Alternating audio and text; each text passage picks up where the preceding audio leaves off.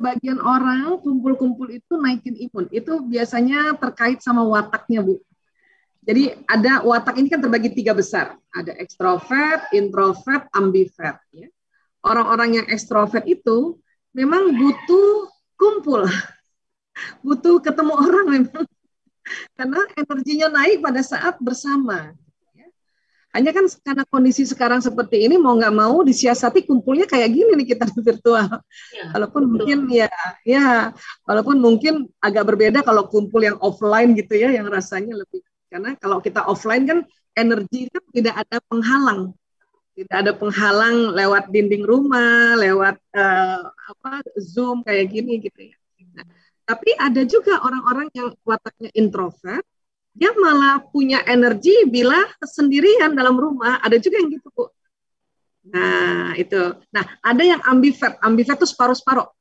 Jadi dalam 7 hari, dia butuh keluar juga 3 hari, butuh 4 hari di rumah, atau kebalikannya 4 hari di luar, 3 hari di rumah. Jadi ini watak sebetulnya. Hanya nanti tinggal kita sesuaikan saja dengan protokol kesehatan yang memang diperlukan gitu. Karena buat orang-orang ekstrovert kalau nggak keluar rumah, wah itu malah nggak punya energi nanti dia, nggak punya. Iya, kalau yang anak-anak kita gitu. Pokoknya kalau anak-anak yang sudah bosan belajar daring, udah bosan banget. Nah kemungkinan dia ada ekstrovertnya, sehingga kita ajak aja keluar sebentar gitu. Ayo keluar sebentar yuk. Kalau saya ambivert, Bu, separuh-separuh, Bu. Tapi kalau udah sebulan itu minta izin juga sama suami, ya aku ke Alfamart sebentar aja beli beras. Supaya ada keluar juga sebentar ketemu orang. Ya, tapi tahu dengan pakai masker double, jaga jarak waktu di kasir, sampai di rumah mandi. Ya tinggal itu aja yang kita lakukan gitu. Memang ini paling berat buat orang-orang yang wataknya ekstrovert ini. Kodo itu kan sudah ditentukan Allah. Jadi katanya nggak apa-apa deh keluar asal jaga prokes atau gimana. Sedangkan saya sendiri secara pribadi barangkali yang introvert ya Bu ya, yang diam di rumah. Oh, gitu. Lebih senang di rumah ya? Iya, saya lebih senang di rumah. Tapi justru dikatakannya jangan terlalu paranoid katanya. Kamu sih terlalu paranoid gitu apa. Dan jadi bagaimana menyikapi gitu? Sekarang udah ada penjelasan dari Bu Aisyah. Jadi saya juga mengerti mereka itu ada sifat-sifat itu ya Bu ya. Jadi watak yang berbeda ya. Jadi ya mungkin orang-orang ekstrovert tuh teman-teman ekstrovert yang bilang keluar aja. Iya keluar. Terus cipika-cipiki gitu Bu, cipika-cipiki. Ya, karena saya bilang namaste aja namaste. Ya betul ya. Kodar dan kodok ini kan berpadu ya. Takdir ini ada yang kodar, ada yang kodok. Kodok kan masih harus ada upaya kan, ada ikhtiar. Ya. Karena kita tahu juga sifat si virus ini ya malah sekarang yang strainnya yang baru itu kan dia airborne istilahnya. Dia terbang lewat gitu aja bisa gitu ya. Tapi sekali lagi bahwa pada saat kita keluar rumah juga dengan perasaan tenang, makanya mengapa dalam Islam pandemi atau tidak pandemi keluar rumah kan ada doanya. Bismillahirrahmanirrahim. Itu maknanya supaya level emosi kita naik ke mutmainnah. Nah, otomatis kalau emosi naik ke mutmainnah, imunitas tuh berjaga-jaga dia. Jaga-jaga. Jadi, kalaupun mau keluar karena memang harus keluar, ada sesuatu yang harus keluar, itu doanya yang diperkuat. Gitu. Zikir ini juga kan sama nih, ya pada saat kita melafazkan ya Allah, ya Allah, ya Allah, ini kan jalan nih, karena dia ya ini ada sistem saraf di dalam tubuh kita ini, ya Allah, ya Allah, ya Allah, ya. Atau kita misalnya pakai Asmaul Husna ya Allah, ya Rahman, ya Rahim. Atau misalnya kita mau untuk membuat kita ini ya lapang rezeki, ya Rozak, ya Ghani, ya Mukni, kan kita sebut kan, ya Rozak, ya Ghani, ya Mukni. Maka ya kalau kita nanti belajar satu waktu nanti ya kajian tentang lobus temporalis yang bagian di atas telinga, itu memang sudah ada memori atau neuron yang isinya Asmaul Husna. Jadi pas dilafazkan itu nyala yang di sini di atas telinga, terus dia jalan ke badan. Sehingga badan ini ya sesuai apa yang kita sebut-sebut di dalam lafaz Asmaul Husna tadi. Dia jalan gitu. Nah, inilah prinsip sama dengan prinsip doa, zikrullah, karena doa juga zikrullah. Dan jangan salah, tubuh kita senang, sel-sel tubuh senang mendapatkan pesan, apalagi kalau ada kalimat, ada Allahnya, atau sifat-sifat Allah, atau nama-nama Allah yang lain. Itu senang, itu tubuh itu bikin kayak gitu. Kalau bisa dianimasi gitu ya. Imun tubuh juga yang ada di kelenjar-kelenjar limfe, itu juga gembira, gitu. Itu yang memperkuat nanti. Makanya pada saat kita keluar rumah, ada orang keluar rumah dengan berdoa, ada orang enggak. Itu nanti yang membedakan. Ada orang di luar juga tetap mereka melafazkan zikirnya, ada yang enggak karena terlalu gembira seperti itu. Nah, jadi nanti yang membedakan itu. Kena atau tidak kena itu nanti lain hal lagi. Lain hal lagi, konsepnya berbeda lagi. Pada saat kita sudah ikhtiar dan kena, tentu itu tadi masuk ke ranah takdir tadi. Cuman masih ada waktu lagi kita untuk kodok tadi, usaha lagi tadi. Ya, berusaha masuk rumah sakit, berusaha pakaikan infus, pakaikan oksigen, berusaha zikir lagi untuk menaikkan level emosi lagi untuk tetap semangat gitu. Sampai kurang lebih kalau memang nih virus ini karena cepat sekali dia menggerogoti semua, akhirnya pada saat organ ini, raga ini dia hancur karena si virus ini dan tidak sanggup mewadahi roh lagi, inilah kematian. Ya.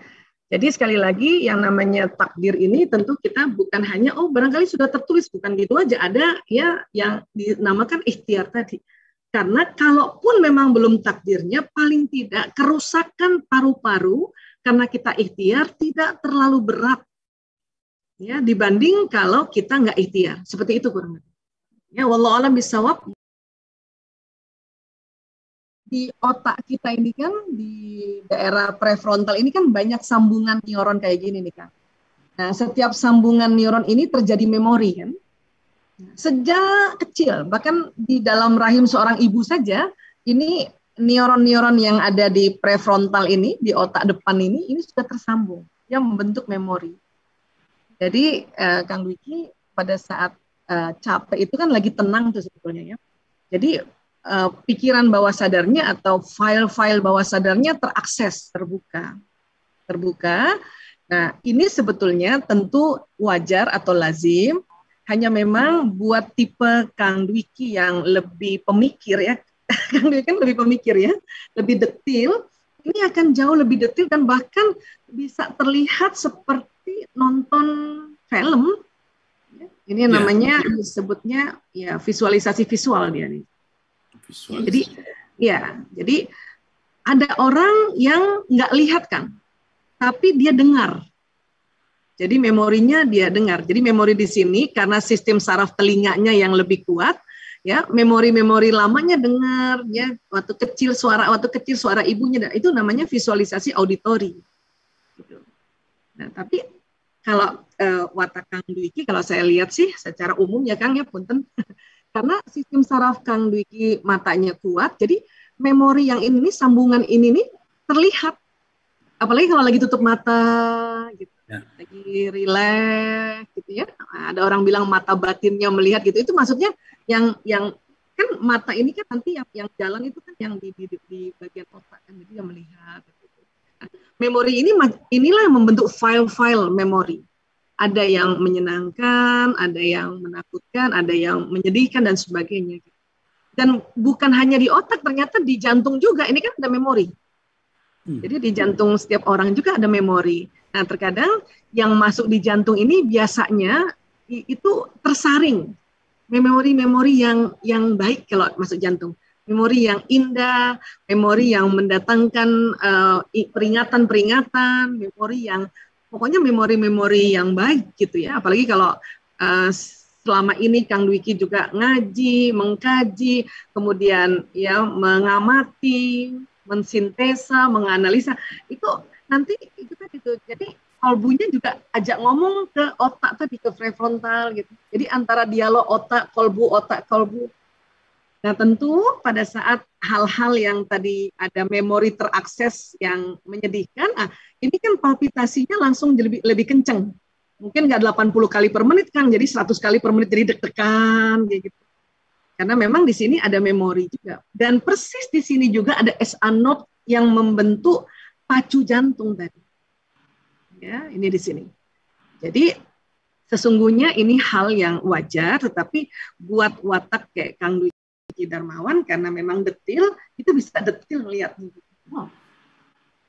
Nah, tinggal dari itu semua, tinggal Kang Dwiki bisa tuh mencari, misalnya lagi mikirin sesuatu nih, satu ketika tuh, tapi terus langsung dicek sama perasaan. Kalau ada yang dipikirkan perasaannya jadi lebih nggak enak, cari lagi, ada nggak pikiran yang bikin lebih enak? Ada nih. Ya, terus kita coba amplifikasi tadi, Kang Dwiki ngomong sendiri dalam hati, ngitung 1, 2, 3, 4, 5, 6. Jadi sambil bayangin level emosinya naik. Kenapa? Karena rupanya di daerah jantung kita ini nih, karena ada darah di situ, darah di dalam jantung, dan di antara sel darah merah itu ada zat besi, ya, dan kemudian ada cairan, ini yang membentuk magnet tadi. Jadi pada saat naik frekuensi kita 200 Hz, yaitu courageous, semangat, ya, magnet jantung itu nyala. Dan ini bisa membroadcast doanya Kang Dwiki untuk apa yang sedang dipikirkan gitu. Itu dahsyat banget. Ya, dahsyat sehingga magnet tubuh ini nyala, ya, apa yang kita harapkan, peristiwa apa yang kita harapkan, termasuk juga apa doa kita, itu bisa ketarik. Hanya tentu kita berharap yang kita tarik itu adalah yang bikin perasaan enak gitu. Bukan yang bikin perasaan nggak enak. Itulah caranya tuh. Nah, inilah teknik namanya muhasabah, Kang. Salah satunya teknik muhasabah. Biasanya muhasabah ini memang sangat efektif buat orang-orang yang wataknya memang ada watak pemikir, karena otaknya selalu bertanya kenapa gitu. Ya. Jadi ini luar biasa loh kan, bisa, dan bahkan mungkin bisa jadi kreatif, Kang Dwiki. Ya. Muncul nanti ada syair lagu. Iya, itu indah banget. Nah, kalau nanti muncul kreativitas itu karena di otak Kang Dwiki di bagian saya buka lagi ya, mumpung kita buka tentang otak ya. Nah di bagian sini nih, di bagian tengah di sini ada namanya multiple intelligence, atau istilah bekennya bakat. Karena Kang Dwiki ada kecerdasan musikalis, ada kecerdasan bahasa, kecerdasan intrapersonal yang selalu merenung. Nah, inilah berkolaborasi dengan memori yang ada di sini, memunculkan kreativitas dan akhirnya memunculkan karya. Itu indah banget itu, Masya Allah. Anugerah lagi itu, Kang. Jadi seperti itu. Nah, mungkin ada orang yang di otak bagian paritalisnya ini bukan kecerdasan musikalisnya yang tinggi, tetapi kecerdasan visual spasial. Sehingga renungan-renungan dia di otak yang ini nih dikaitkan dengan visual spasial, dia melukis. Dia menggambarkan apa yang dia pikirkan, seperti itu. Ada juga orang yang di sininya nih, di bakat di sini yang dominan kecerdasan kinestetik. Dia pikirkan memori-memori lamanya, tapi akhirnya dia bisa buat bergerak gitu. Ya, dia bisa buat tarian atau dia bisa buat gerakan-gerakan itu. Jadi nanti yang membedakan adalah kecerdasannya di sini. Jadi kalau bakatnya Kang Dwiki kan kecerdasan musikalisnya sangat dominan, intrapersonalnya, bahasanya juga. Nah, inilah yang muncul akhirnya ya karya muncul, Masya Allah.